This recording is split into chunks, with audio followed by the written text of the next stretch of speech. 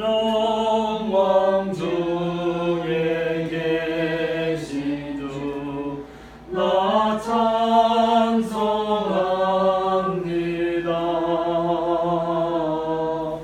영원히 계신 주 이름 나 찬송합니다.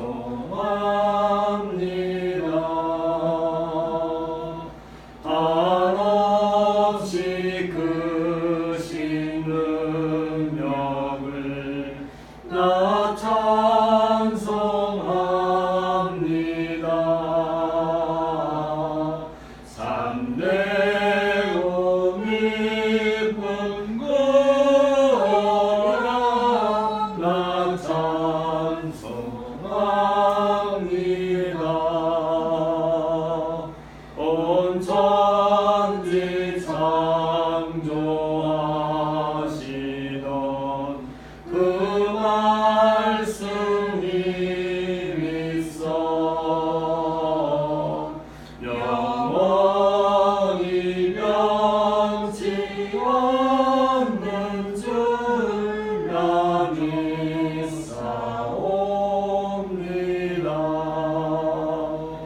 그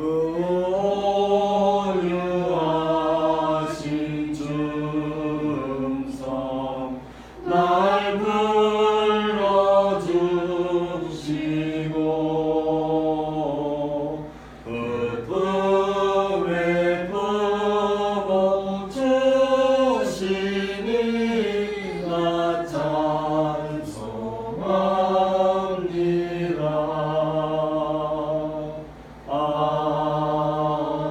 아멘. 묵상 기도하고 예배 시작하겠습니다.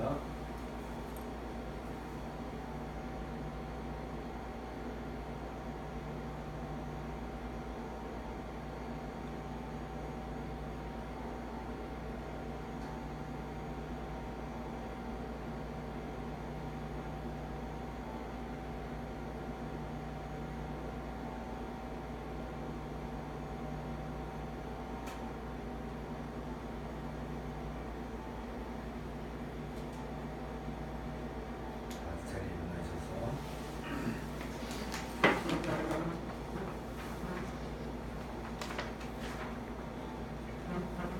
우리의 마음을 주님께 들어올려 함께 고백합시다.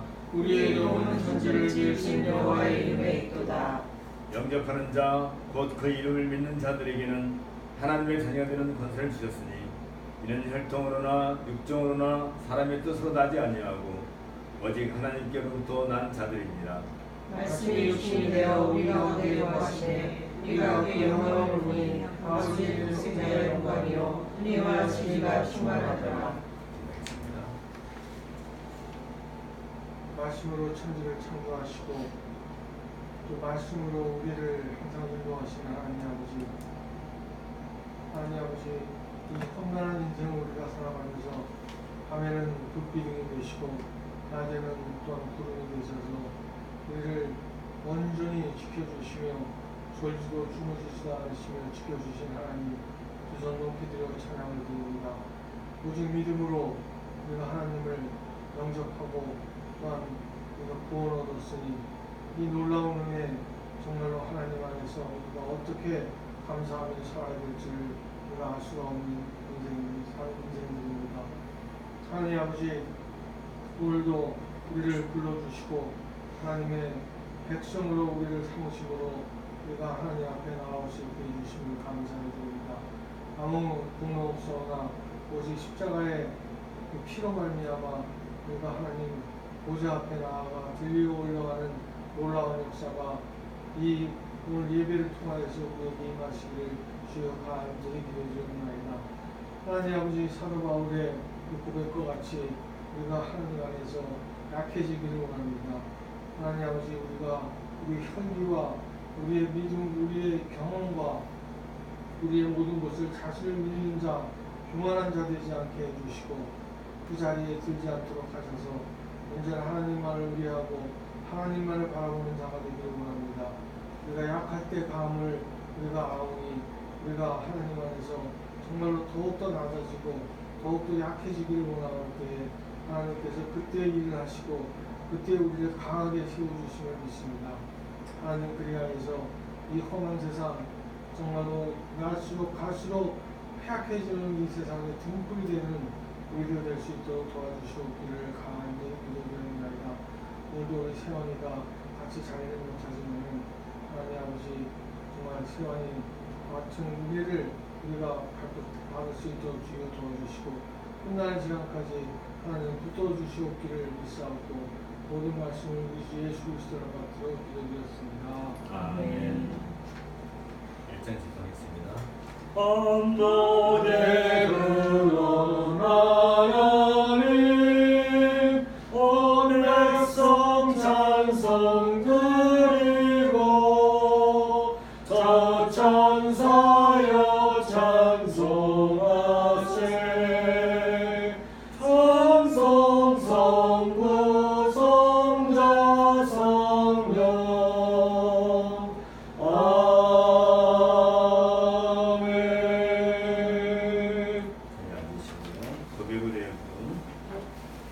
사랑하는 자들아, 내가 새 계명을 너에게 쓴 것이 아니라 너희가 처음부터 가진 옛 계명이니 이 옛 계명은 너희가 들은 바 말씀이거니와 내가 다시 내가 너희에게 새 계명을 쓰노니 그에게와 너희에게도 참된 것이라. 이는 어둠이 지나가고 찬 빛이 벌써 비침이니라. 죄의 고백입니다. 지극히 존귀하며 영원히 거하시며 거룩하다 이름하는 이가 이와 같이 말씀하시되 내가 높고 거룩한 곳에 있으며 또한 통회하고 마음이 겸손한 자와 함께 있나니 이는 겸손한 자의 영을 수생시키며 통회하는 자의 마음을 수생시키라 함이라. 스스로 열매를 창출하는 자 여호와가 말하노라. 먼데 있는 자에게든지 가까우에 있는 자에게든지 평강이 있을지어다. 내가 너를 붙이리라 하셨느니라. 제 고백을 듣는 묵상을 감사하겠습니다.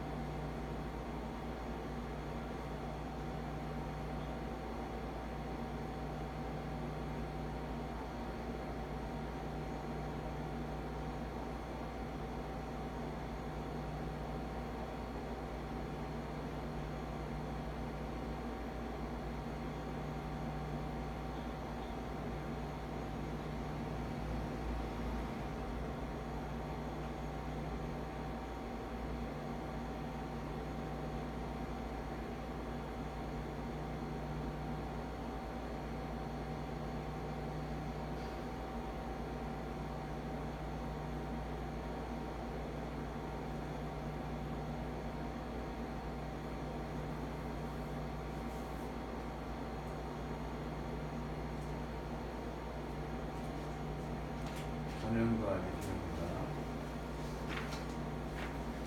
내가 참에 하나님이 그 아들을 보내사 여자에게서 나게 하시고 율법 아래에 나게 하신 것은 율법 아래에 있는 자들을 성령하시고 우리로 아들의 명분을 얻게 하려 하십니다. 그러므로 내가 이유를 준비 아니요 아니니 하나님으로 말미암아 유업을 받을 자니라.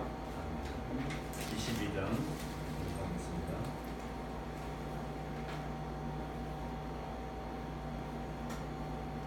만유의 주 앞에 감사를 드리고 악영매하면서 찬송을 부르자. 내 맘 열어 한 소리로 기뻐 주를 찬양하라. 영원한 그 나라 주 다스리시니 생명의 열쇠는 주님의 것이라. 내 맘 열어 한 소리로 기뻐 주를 찬양하라.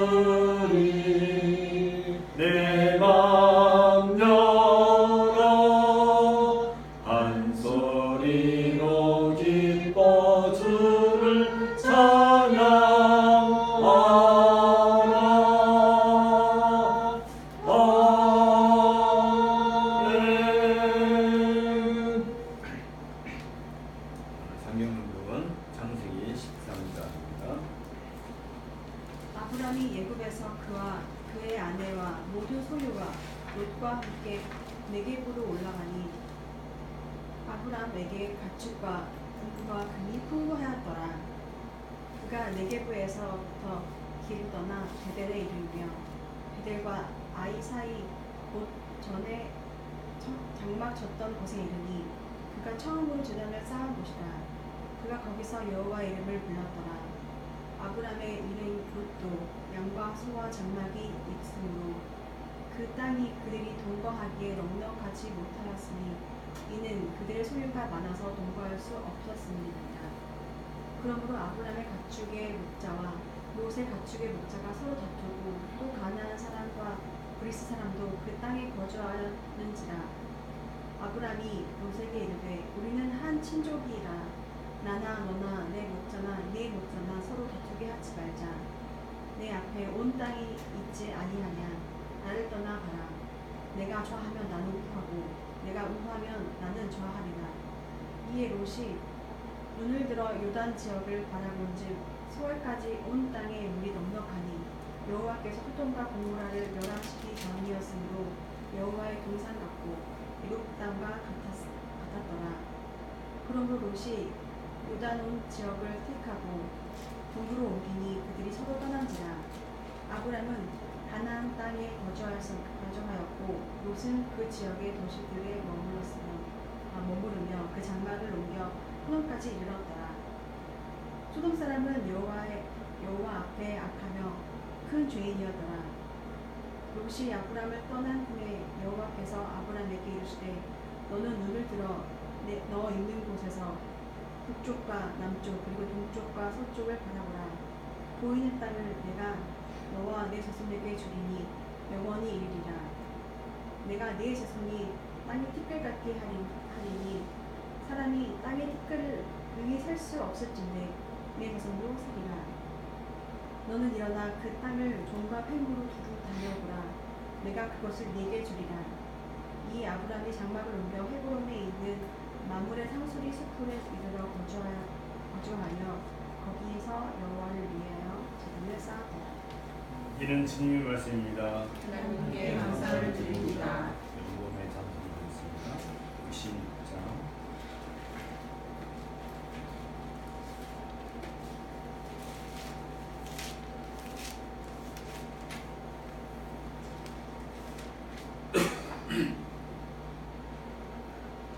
감사 드리세 온 마음을 주께 바쳐 그 섭리 놀라워 온 세상 기뻐하네. 예부터 주신 복 한없는 그 사랑 선물로 주시네.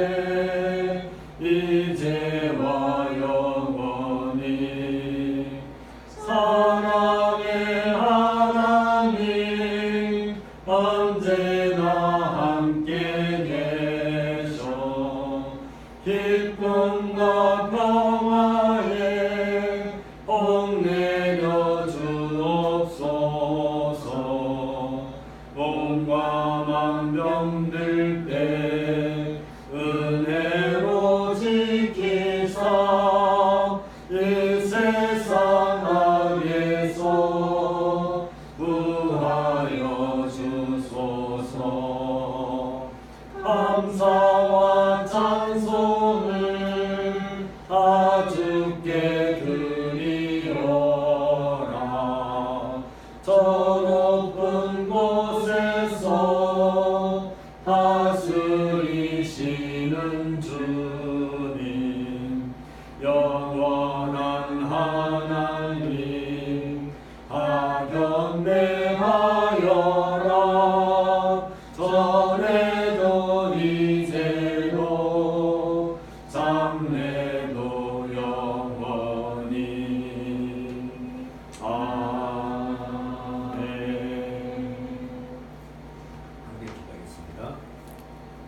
주의 영광과 주의 거룩한 나라를 사모하며 그 나라의 은혜와 은총과 안에서 우리의 삶이 하나님 앞에서 올바로 살 수 있도록 늘 함께해 주신 그은혜 하나님께 감사를 드립니다.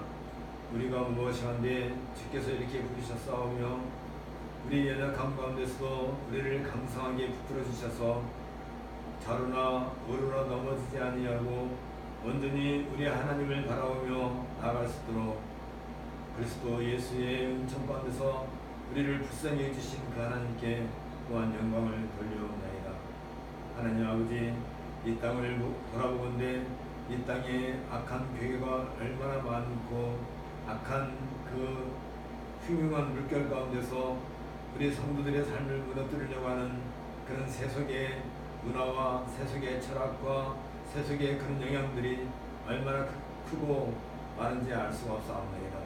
우리가 이 세상을 바라볼 때는 한시도 바로 설 수가 없고 자꾸 무너지고 넘어지는 것을 경험할 수밖에 없사오나 주께서 그 가운데서도 늘 우리를 붙잡아 주시고 또 우리를 강건케 하시고 강성케 늘 돌봐주신 은혜를 인하여서 우리가 이처럼 오늘도 주 앞에 나와 하나님께 영광의 찬송을 드릴 수 있는 이 은혜를 주셨사오니 또한 감사를 드려옵나이다. 하나님 아버지, 간절히 바라옵기는 저희가 이 세상에 있는 그 여러 가지 흉흉한 일들로 말미암아 어떤 상황에서든지 믿음을 잃지 않냐고 주의 나라와 영광을 추구하는 그러한 삶을 살 수 있도록 우리를 인도해 주셨기를 간절히 소원하고 원합니다. 주께서 이 예배를 흥명하시고 또한 즐거이 받으신 만큼 우리가 온몸을 다해서 온 마음을 다해서 주의 나라와 영광을 위하여 우리 몸을 하나님께서 한 뜻을 드리는 그런 마음 가운데서 이 예배에 참여하게 하옵고 이 예배를 통하여서 주의 나라와 그 은혜의 영광을 우리가 친히 체험하고 그로 말미암아 우리가 날마다 주 앞에서 찬송하고 또 신실한 주의 영병으로 성장할 수 있는 그런 은혜를 더해 주셨기를 간절히 소원하고 원합니다. 하나님 아버지, 우리 연약함을 바라볼 때마다 우리는 이러한 주님의 은혜를 받는 것이 얼마나 감당할 수 없이 큰 것인지 또한 그런 말미암아 우리가 하나님 앞에서 얼마나 나약하고 연약한 존재인지를 다시 한번 고백하옵나이다. 우리 하나님 앞에 나와서 우리가 모든 정성을 다하여 예배한다 할지라도 그것은 하나님 앞에 보시기에 심히 먼지와 티끌같이 연약한 그런 존재인 것을 우리가 알고 있사옵나이다. 그럼에도 불구하고 하나님께서 친히 자녀로 삼으시고 우리에게 은총을 주시되 하나님의 백성으로서 살아갈 수 있는 그 신령한 양식을 주시오니 우리가 그 양식을 통하여서 날마다 새로움을 얻고 날마다 더 굳건하게 장성하여서 주의 나라를 위하여서 우리가 늘 새 힘을 얻고 앞으로 전진해 나갈 수 있도록 은혜를 더하여 주셨기를 간절히 바라옵나이다. 또한 바라옵기는 이 땅에 수많은 교회가 있습니다.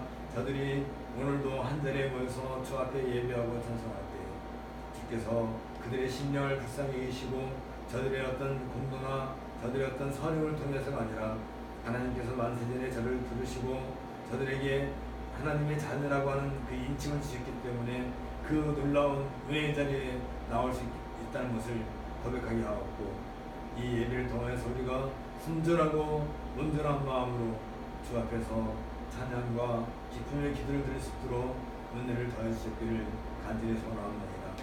또한 바라옵기는 이제 이 나라와 이 민족을 주께서 그동안 불쌍히 여겨주시고 곳곳에 많은 교회를 세우시고 주의 백성들을 불러모아 주시는 대하여 감사를 드려옵나이다. 바라옵기는 이 땅에 있는 교회들이 참으로 하나님 앞에서 겸손하여서 정신을 차리고 하나님 말씀 위에 웃떴으며 그것 외에 다른 것으로는 하나님을 기쁘시게 할 수 없다는 것을 고백하고 온전히 주의 말씀으로 무장하고 말씀의 검을 들고 이 세상을 향하여 싸워 이길 수 있도록 주께서 우리를 불쌍히 해주시기를 간절히 바라고 원합니다. 우리가 마치 잘나서 우리가 마치 교육을 잘 받아서 우리가 마치 많은 재산을 가지고 있어서 하나님께 예배할 수 있는 것이 아니라 우리는 참으로 하나님 앞에서 빈털털이요 무식한 자들이요 또한 연약한 자들인 것을 고백하고 주께서 우리를 부르셨을 때 그저 감사한 마음으로 예하고 나아가 주 앞에 무릎 꿇고 경배할 수 있는 그런 마음의 자세를 또한 허락하여 주시옵소서. 또한 하나님 아버지, 이 예배를 통하여서 주께서 친히 기뻐하시되 우리를 통하여 이 땅에 참된 아름다운 예배가 무엇이고 하나님 말씀 앞에 살아가는 것이 무엇인가를 온 땅에 증거하는 그런 사명을 우리가 받아싸운즉 우리 교회가 주의 영광을 친히 찬양하는 그날이 속히 이르기까지 주께서 우리들을 친히 인도하시고 돌보아주옵소서. 이 모든 말씀을 예수님의 이름으로 기도합니다.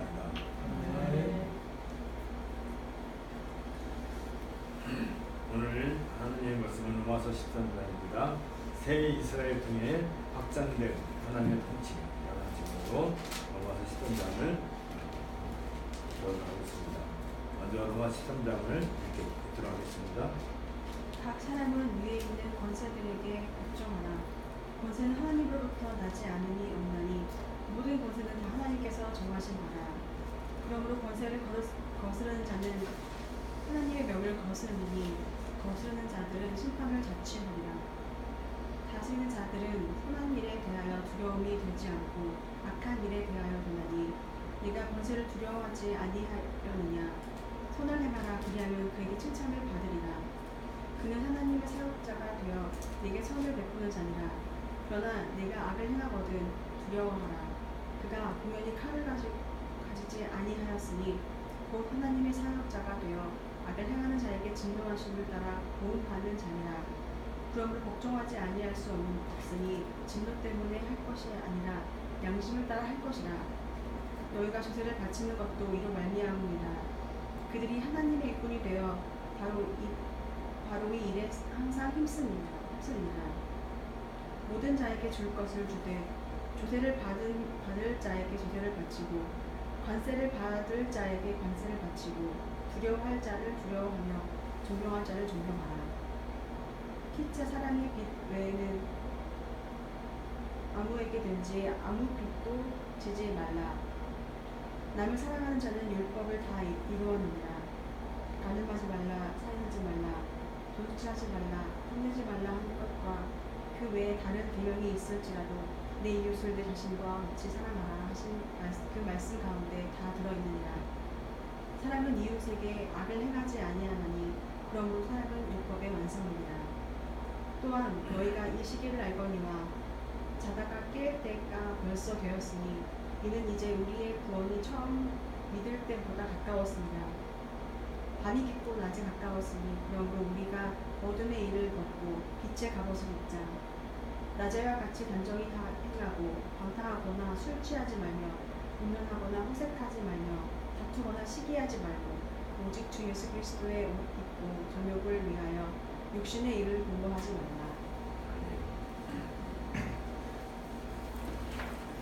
로마서 12장에서 바울은 이제 거룩한 교회 공동체를 이루는 새 이스라엘에게 새로운 질서 가운데서 살아가는 기본적으로 정패해야 될 4가지 요소들을 우리들에게 제시해 준 바가 있습니다. 그것들은 하나님에 대한 예배와 관련해서 로마서 10장 1절부터 2절에 자세히 나와야겠고요. 또한 3절부터 8절에는 교회 공동체의 구성원들이 도대체 무엇인가에 대한 것이 우리에게 제시된 바 있었고요. 9절부터 16절에서는 공동체 안에서 유지되어야 할 질서에 대해서 우리에게 보여준 바 있었고요. 그리고 17절부터 21절에는 세수사에 대한 우리들의 자세에 대해서 로마서 12장에서 자세하게 우리에게 보여준 바 있습니다. 이와 관련해 바울은 이제 3가지 새로운 질서를 로마서 13장에서 우리 또한 제시해주고 있는데, 이 1절부터 17절까지는 성이시란 시민으로서 권세자들에 대해서 어떻게 해야 될 것인가, 그리고 8절부터 10절에서는 율법의 완성으로서 이웃사랑을 통한 율법의 어떤 성취에 대해서, 그리고 11절부터 14절에서는 이미와 아직의 빈장 아래에 있는 주의 재림의 날에 대한 우리가 어떻게 생각해야 될 것인가 하는 것들을 이렇게 우리에게 제시해주고 있습니다. 바울은 이 모든 개념의 근거로서 우리가 알다시피 로마서 12장 1절부터 2절에서 이미 우리에게 충분히 그 개념을 설명해 준 바가 있습니다. 이건 우리가 또한 늘 마음에 담아야 되기 때문에 함께 읽도록 하겠습니다. 그러므로 형제들아 내가 하나님의 모든 자비하심으로 너희를 보내노니 너희 몸을 하나님이 기뻐하시는 거룩한 산제사로 드리라. 이는 너희의 드릴 영적 예배니라. 너희는 이 세대를 본받지 말고 오직 마음을 새롭게 함으로 변화를 받아 하나님의 선하시고 기뻐하시고 온전한 뜻이 무엇인지 분별하라. 방금 읽은 이 말씀은 이제 로마서 15장까지 전체에 흘러서 계속될 바울의 강론에 있어서 가장 기본 원칙이 되는 말씀입니다. 하나님의 은혜 가운데 형성된 새 이스라엘, 다시 말하면 교회는 먼저 마음이 새롭게 됨으로써 그들이 속하는 모든 관계가 새롭게 변화되어야 한다는 것입니다. 그것은 하나님께 산 제사로 되는 것이며 그리스도 안에서 한 몸을 이루는 것이며 사랑을 성취해 나가는 것으로 지배될 수 있습니다. 이러한 원리에 근거해서 바울은 세속 권세에 대해서도 새로운 질서를 우리에게 제시해주고 있습니다. 그것은 13장 1절에 있는 것처럼 각 사람은 위에 있는 권세들에게 굴복하라 이런 것입니다. 그 이유로 바울은 세 가지를 제시해주고 있습니다. 모든 권세는 하나님께로부터 나지 않음이 없다. 또한 모든 권세는 다 하나님의 정하시는 것이다. 또한 권세를 거스르는 자는 하나님의 명령을 거스르는 것이다. 이 세 가지 원칙을 확인하면서 각 사람은 위에 있는 권세들에게 굴복하라고 우리에게 말해주고 있습니다. 여기에서 바울은 권세자의 권위를 신적 권위를 가지고 있는 신적 기관으로 정의하고 있습니다. 이러한 바울의 견해는 새 이스라엘 공동체와 권세자는 건설적인 협력 정신으로 하나님이 주신 각자의 독특한 책임을 인정하고 격려하는 동반자 관계를 전제해 두고 있습니다. 따라서 새 이스라엘 공동체는 하나님께서 권세자의 권위를 세우신 것에 고유한 역할이 있다는 사실을 인정해야 하는 것입니다. 당시 바울이 활동하던 대부분의 지역은 로마의 통치 아래에 있었으며 로마의 권세는 기독교에 대해 그렇게 우호적은 아니었습니다. 오히려 적대적인 경향을 보이고 있었습니다. 그럼에도 불구하고 바울은 로마의 권세를 하나님께서 설립해 주신 것으로 인정하고 있습니다. 그리고 새 이스라엘 공동체를 향해 그들에게 순종하고 협력할 것을 요구하고 있습니다. 이러한 바울의 사상은 가이사의 것은 가이사에게, 하나님의 것은 하나님에게 바치라는 예수님의 말씀 속에서도 우리가 확인할 수 있습니다. 세속 권세에 대한 구약의 가르침도 같은 명령을 따르고 있습니다. 다니엘서 4장에 보면 다니엘은 느부갓네살의 왕의 꿈을 해몽하면서 왕이 사람에게서 쫓겨나서 들지는 손과 함께 거하며 소처럼 풀을 먹을 것이며 하늘 이스라엘 자들일 것이요 이와 같이 7대를 지낼 것이라. 그때에 지극히 높으신 자가 인간 나라를 다스리시며 자기의 뜻대로 그것을 누구에든지 주시는 줄을 아시리이다 라고 이렇게 말하는 것을 우리가 보게 됩니다. 다시 말하면 왕의 권세까지도 하나님께서 세우실 수도 있고 무너뜨릴 수도 있다는 것을 다니엘서는 보여주고 있습니다. 잠언에서도 비슷한 얘기를 하고 있습니다.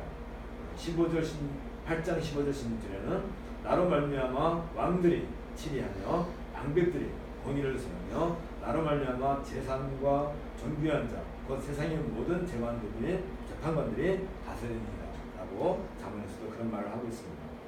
십자가 사건을 앞두고 여기 요한복음 19장에 보면 빌라도가 가는데 내가 말하지 아니한 내가 너를 놓을 권세도 있고 십자가에 못 박을 권세도 있는 줄 알지 않느냐 라고 그렇게 빌라도가 말을 했지만 예수님은 그 빌라도에게 위에서 주지 아니하실 거라면 나를 해할 권세가 없었으리니 라고 답변하신 것을 보게 됩니다. 여기에서도 세속 권력이 가지는 권위가 하나님으로부터 나왔음을 보여주고 있습니다. 빌라도는 자신에게 주어진 권세를 잘못 사용해서 예수님을 정죄했지만 빌라도가 이 일을 위해 세운 그 권세는 하나님에 의해 그에게 위임된 것이었습니다. 하나님께서 세속 권력에게 권위를 주시는 것은 창조의 선한 질서의 연속선상에서 이해되어야 할 것입니다. 하나님께서 통치하시는 세계는 결코 혼돈과 무질서와 혼동되지 않습니다. 이것은 아담이 범죄함으로써 죄가 이 세상에 들어온 이후에도 여전히 마찬가지입니다. 죄에 의한 인간성의 부패는 더욱 강한 질서를 필요로 합니다. 바울이 권세는 하나님께로 나지 않으니 없나니 모든 권세는 다 하나님의 정하신 거라 라고 선언하고 있는 것도 권세가 불필요한 인간 사회의 질서를 유지하기 위한 하나님의 통치 사역임을 전제해주고 있는 것입니다. 그러므로 하나님께서 세우신 질서를 반대하고 거역한다는 것은 하나님을 대적하는 반신구 세력을 지원하는 것과 같은 의미를 가지는 것입니다. 비록 권세를 가진 자들이 그 사실을 인정하든 또는 부정하든 그들은 출애굽 과정에서 바로가 그랬던 것처럼 하나님의 통치 목숨을 위해 섬기고 있는 자들입니다. 권세자들이 선함을 권장하고 악함을 처벌하는 것 역시 세속 질서를 유지하기 위한 하나님의 목적을 섬기는 일이기도 한 것입니다. 여기서 우리가 지나쳐서는 안 될 것이 있는데 바로 모든 권세가 가지는 권위는 하나님부터 나온다는 그 사실이며 이것은 하나님만이 절대 주권 되심을 증명해 주고 있습니다. 하나님은 죄로 인해 부패한 피조물의 세계를 그리스도 안에서 회복하시면서 하나님의 주권을 온 우주에 펼치시는 분입니다. 따라서 어떤 피조물이든 하나님의 능력과 목적으로부터 죄되는 존재는 있을 수 없습니다. 새 이스라엘 공동체, 다시 말하면 교회가 세속 권세에 대해 순종하고 협력해야 할 이유도 바로 여기에 있습니다. 비록 세속 권세가 극한적으로 교회를 대적하고 핍박한다 할지라도 다르지 않습니다. 이것은 우주의 역사를 친히 경영하시는 하나님의 주권에 대한 순종이기 때문에 그렇습니다. 이를 통해 세속 권세는 교회를 부패로부터 정화시키는 방편으로 사용되기도 합니다. 아울러 이와 같은 내용은 세속 권세자들 역시 하나님의 주권에 순종해야 한다는 점을 전제해주고 있습니다. 바울이 위에 있는 권세들에게 굴복하라 고 한 그 말 속에는 이 점도 포함되어 있습니다. 따라서 권세자들은 사회의 질서를 유지하기 위한 하나님 목적에 수정들고 있음을 늘 인식하고 있어야 하는 것입니다. 그들은 하나님의 종들이며 자기 자신을 위해 신적인 특권을 주장해서는 안 되는 것입니다. 그들이 세속 권세를 가지고 있다는 그 자체가 그들의 하나님을 위해 수정드려야 할 이유를 분명히 밝히고 있기 때문에 그렇습니다. 칼빈은 이와 관련해서 권력을 정의롭게 사용하지 않는 독재자들로 인해 질서가 파괴될 때 그것은 인정받은 정권이 아니다 라고 지적한 바 있습니다. 곧 세속 권세를 잡은 자들 중에 어떤 이들은 하나님의 뜻을 거역하는 경우도 있을 수 있는데 그렇다 할지라도 그것은 그들의 문제이지 권세 자체에 문제가 있는 것은 아닙니다. 이런 자들은 자신이 하나님의 종이라는 사실을 거역하는 것에 불과할 뿐입니다. 이런 점에서 모든 관원들의 권세가 하나님부터 나왔다는 사실을 명심해야 할 것입니다. 바울이 제시한 이 원칙은 사도행전 5장 29절에서 본 것처럼 사람보다 하나님을 순종하는 것이 마땅하니라는 그 조건에 포함되어 있습니다. 출애굽 시절에 이스라엘 산패들이 하나님을 두려워하며 바울의 명을 거역하고 사내 아이들을 살린 것에도 이 사실을 확증해주고 있습니다. 또한 사드락과 메삭과 아벳느고는 금신상에게 엎드려 절하라는 느부갓네살 왕의 보고를 거절한 바가 있습니다. 다니엘 역시 다리오 왕이 30일 동안 어느 신에게나 사람에게 기도해서는 안 된다는 그런 칙령을 내렸지만 단호하게 거부한 바가 있습니다. 이러한 저항은 권세에 대한 불복이 아니라 하나님에 대한 복종으로부터 나오는 충성스러운 행위였던 것입니다. 하나님은 이 세대를 본받지 말고 바울은 이 세대를 본받지 말고 오직 마음을 새롭게 함으로 변화를 받아 하나님의 선하시고 기뻐하시고 온전하신 뜻이 무엇인지 분별하도록 하라는 이 변칙 안에서 각 사람은 위에 있는 권세들에게 굴복하라. 권세는 하나님을 나지 않으며 없나니 모든 권세는 다 하나님의 정하신 바라고 우리에게 제시해주고 있는 것입니다. 하나님부터 나온 모든 권세는 하나님께서 이 세상의 질서를 유지하시고자 하는 일에 수행되어야 하기 때문입니다. 이어서 바울은 권세자들이 하나님의 사자가 되어 선을 이루기 위해 존재한다고 이 4절에서 말해주고 있습니다. 이 사상은 베드로에서도 발견되는 사상입니다. 악을 억제하고 처벌하는 것은 권세자의 첫 번째 책임입니다. 그래서 바울은 새 이스라엘 공동체를 향해서 하나님의 진노를 피하기 위해 세속 권세에 굴복하라고 요청하고 있는 것입니다. 그것은 질서를 유지하기 위한 하나님의 통치 행위를 받아들이는 것이라는 것입니다. 특히 바울이 양심을 따라 행하라 라고 권하고 있는 것은 양심이 선과 악을 구별하는 일반적인 인간 의식이기 때문에 그렇습니다. 새 이스라엘 공동체는 하나님의 뜻인 선을 인식하고 분별하여 따르도록 부름받았습니다. 그들의 양심은 그들 자신에 의해 인식된 하나님의 선한 뜻을 향해 설정되어 있습니다. 바울은 세상 권세와 함께 하시는 하나님의 뜻과 방식에 대한 기독교적인 통찰로부터 자신들의 의무를 따를 것을 우리에게 요구하고 있는 것입니다. 여기에서 권세는 악을 행하는 자들을 처벌하시는 하나님의 사자와 같은 역할을 하게 됩니다. 악인들에게 향한 하나님의 진노는 결코 간과되지 않습니다. 이미 앞에서 말했듯이 정의는 하나님께 속해 있으며 악을 처벌하는 것은 하나님의 공의가 발되고 있음을 보여주고 있습니다. 이것은 아무에게도 악으로 악을 갚지 말고 모든 사람 앞에서 선한 일을 도모하라고 제시한 바울의 원칙과도 같습니다. 아울러 죄로 말미암아 사회 질서를 붕괴시키거나 파괴시키는 행위에 대하여 하나님의 진노는 문제자를 통해 법의 집행과 공의의 시행 과정을 통해서 나타나게 되는 것입니다. 사람이 개인적으로 악을 행할 경우 사적인 원한으로 행하게 될 때 사회 질서는 파괴되고 말 것입니다. 세속 권세는 또한 악을 징벌할 뿐만 아니라 선을 증진시키는 일에도 책임을 지고 있습니다. 선을 증진시키는 일은 악을 증거하는 일보다 더 적극적으로 하나님의 선을 드러내는 일이기도 합니다. 너희는 이 세대를 본받지 말고 오직 마음을 새롭게 함으로 변화를 받아 하나님의 선하시고 기뻐하시고 온전한 뜻이 무엇인지 분별하사 하라. 이 바울의 공부처럼 새 이스라엘 공동체는 권세자들에게 걱정하면서 궁극적인 하나님의 선을 이루는 일에 상호 협조해야 하는 것입니다. 이런 일들을 통해 하나님께서 온 세상을 통치하신다는 사실을 분명하게 드러내는 것입니다. 이런 점에서 세속 권세는 하나님의 일반 계시의 한 방편이 되는 것입니다. 하나님은 자신의 주권을 온 세상에 드러내는 방편의 하나로 이 세속 권세를 사용하시는 것입니다. 그렇다면 세속 권세가 적정한 선에서 유지되기 위해서 우리 교회는 공세와 국세를 바치는 것을 일종의 의무로 여겨야 할 것입니다. 세금은 권세를 유지하기 위한 그런 방편입니다. 새 이스라엘은 기꺼이 하나님의 통치가 지속되는 일에 참여하기 위해 세금을 바쳐야 하는 것입니다. 세금은 권세자들이 그들의 직책 수행에 소요되는 공적인 비용을 충당하기 위함이기 때문에 그렇습니다. 이와 관련해 갈비는 군주들로서는 그들이 부과한 각종 조세 등의 공물들은 공적인 필요를 충당하는 정도로 그쳐야 하며 아무런 연유도 없이 일반 백성들에게 과도한 세금을 부과하는 것은 폭군적인 착취 행위가 된다는 것을 생각해야 할 것이다 라고 언급한 바 있습니다.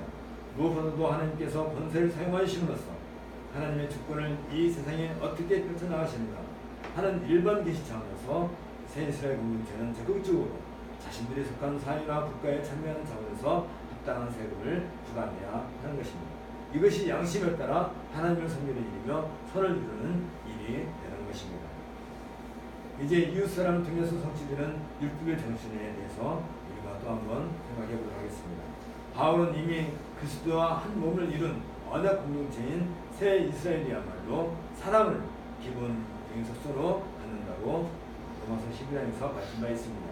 이제 바울은 이 사랑의 범위를 새 이스라엘이 참여하고 있는 모든 세계로 확장하고 있습니다. 여기 8절에 있는 것처럼 피차 사랑의 빛 외에는 아무에게든지 아무것도 치지 말라고 하는 바울의 공부는 사랑의 대상이 어떤 특별한 조건 아래 제한을 받지 않음을 분명히 밝혀주고 있습니다. 사랑의 대상이 범국민적이라는 것은 사랑의 우주적인 특성을 부여하는 것과 같습니다. 이것은 마치 하나님의 구원이 우주적이듯이 그리고 그 구원이 범세계적이며 범인류를 상대로 하는 것처럼 사랑 역시 그러하다는 의미를 가지고 있습니다. 여기에서 바울은 사랑을 근본 특성으로 갖고 있는 새 이스라엘 공동체의 삶을 하나님께서 이스라엘에게 주신 율법의 완성으로 이해하고 있습니다. 하나님께서 이스라엘에게 주신 그 율법은 온 땅의 하나님 통치를 구현하기 위한 것을 우리가 이미 알고 있습니다. 이런 점에서 역사적인 구약 시대의 이스라엘과 연속선상에 있는 신약 시대의 새 이스라엘은 제사장 나라로서 온 땅에 하나님의 통치를 구현해야 할 역사적인 사명을 가지고 있는 것입니다. 그것은 곧 사랑을 실현하는 것으로 표출되어야 합니다. 사랑의 계명, 다시 말하면 새 이스라엘에 주어진 율법은 바로 제사장으로서의 사명을 수행하는 것과 같습니다. 그래서 로마서 13장 8절에서 그러므로 남을 사랑하는 자는 율법을 다 이루었느냐는 말씀에는 과거 이스라엘에게 주어진 율법의 법칙으로서 새 이스라엘이 사랑을 구현해야 한다는 사실을 보여주고 있는 것입니다. 그리스도께서는 이스라엘의 율법이 가르쳤던 바로 그분이시며 그리스도 안에서 율법은 그 정점이 이르렀고 그 마침이 되었습니다. 바로 그 그리스도께서 내 이웃을 내 몸과 같이 사랑하라 이에서 더 큰 계명이 없느니라고 말씀하신 것은 율법의 정점과 마침의 정의가 무엇인가를 분명히 밝혀주고 있습니다. 바울은 이 사상을 받아들여서 새 이스라엘 통해 온 세상에 구현되는 사랑이야말로 율법의 마침이라고 분명히 밝혀주고 있는 것입니다. 여기에서 다 이루었다는 말은 한 배의 생선 인원이 모두 채워졌다는 충만이라는 어원에서 나왔습니다. 따라서 사랑을 행함으로 율법을 다 이루었다는 그 말은 사랑으로 말미암아 율법의 기능이 완전히 발휘하게 되었다는 의미를 가지고 있습니다. 바울은 이러한 의미를 포함해서 사랑은 율법의 완성이라고 정의를 내리고 있는 것입니다. 이것은 사랑이 율법의 강령이라는 바울의 주장이기도 한 것입니다. 여기서 이룬다는 말의 정확한 의미는 율법의 한 조목 한 조목을 문자적으로 이룬다는 그런 뜻보다는 좀 더 심오한 의미를 가지고 있는 것을 우리가 보게 됩니다. 바울은 율법의 개별 요구들의 배후에 있는 본질적인 요구, 하나님의 요구 또는 개별 요구들에 포함되어 있는 율법의 경건과 목적을 이룬다는 의미를 가지고 이룬다는 단어를 사용하고 있는 것이 분명합니다. 같은 문들을 고린도전서 7장 19절에서 할례 받는 것도 아무것도 아니요 할례 받지 아니하는 것도 아무것도 아니거든요. 오직 하나님의 계명을 지킬 따름이라는 바울의 말씀에서 확인할 수 있습니다. 여기서 하나님의 계명을 지킨다는 말 역시 계명의 각 조항을 지킨다는 의미보다는 계명의 정신, 성격을 따라 산다는 것을 의미하고 있는 것입니다. 같은 사상을 온 율법은 내 이웃 사랑하기를 내 몸같이 하라 하신 한 말씀에 이루었나니 라는 바울의 말씀에서도 찾을 수 있습니다. 바울은 여기서 좀 더 발전시켜서 이웃사랑의 구체적인 예로서 서로의 짐을 나누어지는 것이라고 제시한 후 이것이 곧 그리스도의 법을 성취하는 것이라고 갈라디아서에서 주장한 바 있습니다. 그리스도의 법이란 이웃사랑이라는 율법의 강령에 대한 예수님의 가르침에 대한 바울의 해석부터 나왔음이 분명합니다. 다시 말하면 율법의 강령이 사랑이고 그 사랑이 바로 그리스도의 법이라는 것입니다. 그러므로 바울이 그리스도의 법이라고 하는 것은 사랑의 계명에 대한 예수님의 가르침과 그 사랑의 계명을 몸소 실천에 옮기신 예수님의 몸을 염두에 두고 있는 것을 우리가 알게 됩니다.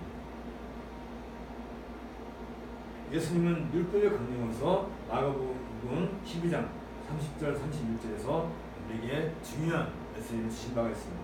우리가 마가복음 12장 30절 31절을 같이 읽도록 하겠습니다.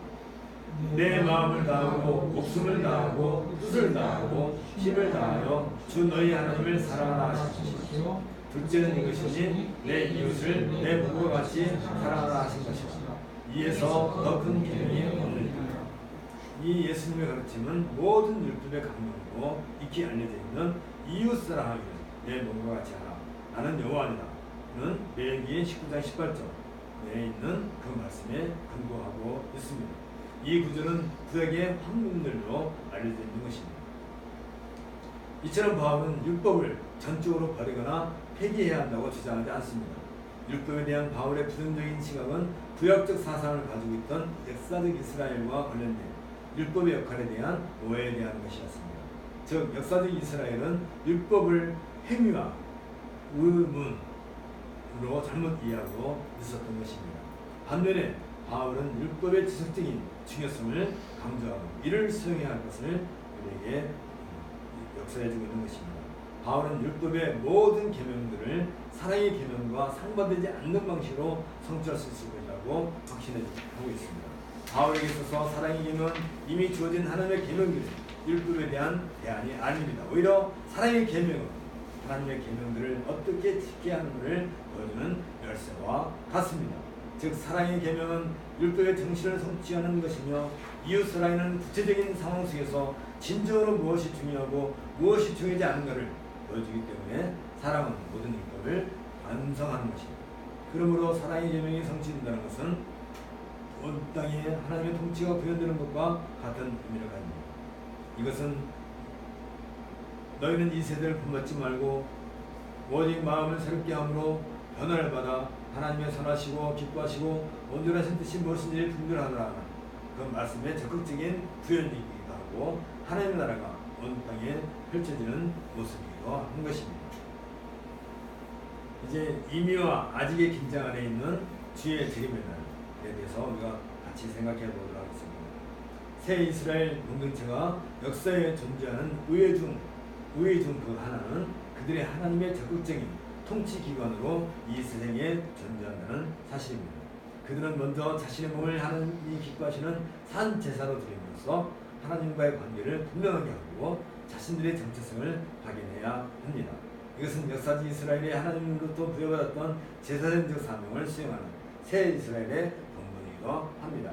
하나님과의 수직적인 관계 정립과 더불어서 이 새 이스라엘 공동체는 이 세상에 적극적으로 하나님 나라의 문화를 건설해 나가야 하는 역사적인 사명을 또한 인식해야 합니다. 너희는 이 세대를 본받지 말고 오직 마음을 새롭게 함으로 변화를 받아 하나님의 선하시고 기뻐하시고 온전한 뜻이 무엇인지 분별하더라. 근데 이 바울의 공부는 이제 언약 공동체가 하나님의 통치 기관으로서 하나님의 은혜로운 주권을 온 땅에 펼치는 기관인 것을 분명하게 제시해주고 있습니다. 이와 관련해 지금까지 바울은 하나님의 주권적인 통치가 새 이스라엘 공동체를 통해 어떻게 이 세상에서 펼쳐지게 될 것인가를 구체적으로 제시하고 있습니다. 그러나 바울의 관심은 이것을 끝나지 않습니다. 그것은 하나님께서 이 세상을 창조하신 궁극적인 목적이 성취되기까지 새 이스라엘 공동체가 부단히 기다리고 추구해야 할 것이 남아있기 때문입니다. 이에 바울은 로마서 13장 11절부터 14절에서 정말론적 생각원을 제시하면서 지금까지 전개해왔던 일련의 이야기들을 이제 마무리하고 있습니다. 그리스도의 재림에 대한 확신은 하나님이 마침내 그의 피조물들을 구원하실 것과 그리스도의 부활 안에서 약속하셨던 회복과 재창조를 완성할 것에 대한 소망인 것입니다. 이것은 구약에서부터 줄곧 전개되었던 이미 언약을 성취하신 그리스도의 성육신 사건과 십자가와 부활, 승천의 최종적인 목적으로서 독특한 기독교 신앙을 형성하고 있습니다. 미리 이루어질 그리스도의 재림은 새 질서 가운데 새롭게 형성된 새 이스라엘 안에 성령께서 임재하신 것으로 이미 증명되었습니다. 이런 점에서 새 이스라엘 공동체는 과거의 피조물들이 아니며 미래의 피조물이라 할 수 있을 것입니다. 따라서 그들은 미래를 바라보아야 하며 미래 중심적인 삶을 현재 그 땅에서 영위하고 있어야 하는 것입니다. 그들은 아직 성취되지 않은 새 창조의 완성에 대한 소망을 가지고 있기 때문에 그렇습니다.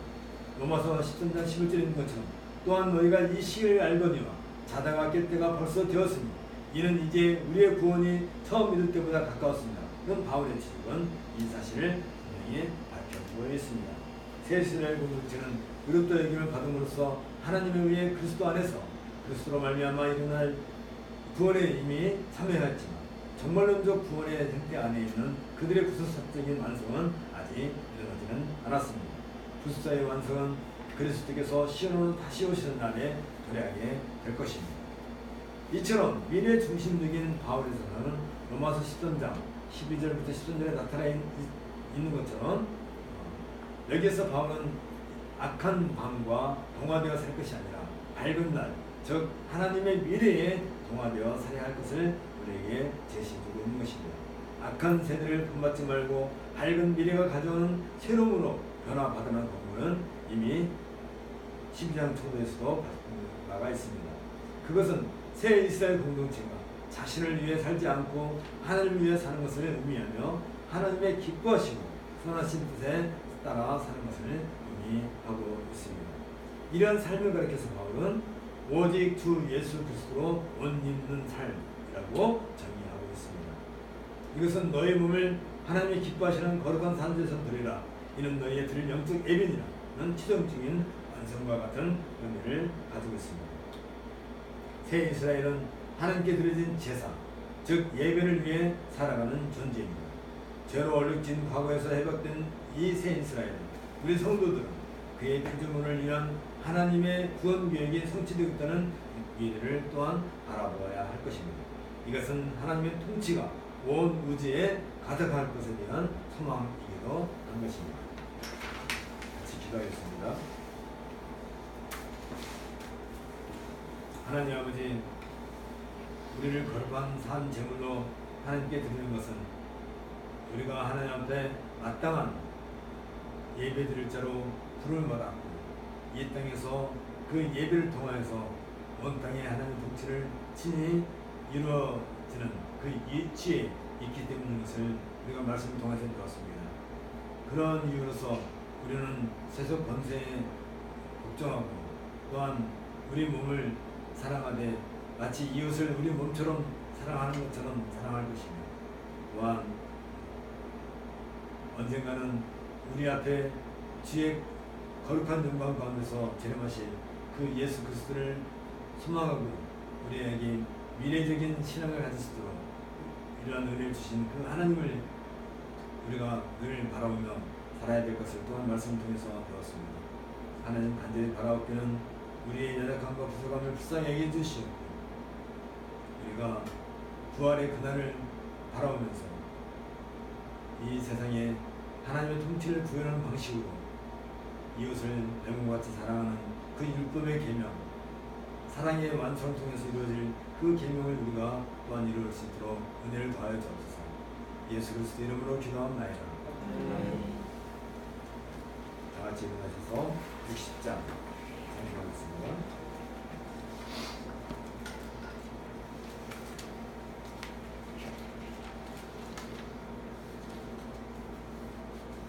영혼의 빈 예수님 가까이 비춰주시고 이 세상 푸른 일어나 가리지 않게 하소서. 이늘의 단장 오기 전 고요히 주를 그리며 구주의 품에 안기니 한없이 평안합니다. 참견의 주여 오셔서 나에게 복을 주시고 주님의 사랑 안에서 언제나 살게 하소서. 아멘. 주 예수 그리스도의 은혜와 하나님의 사랑과 성령의 교통하심이 너희 무리와 함께 있을지어다. 아멘. 3장 성령하고 묵상기도 하겠습니다. 성부와 성자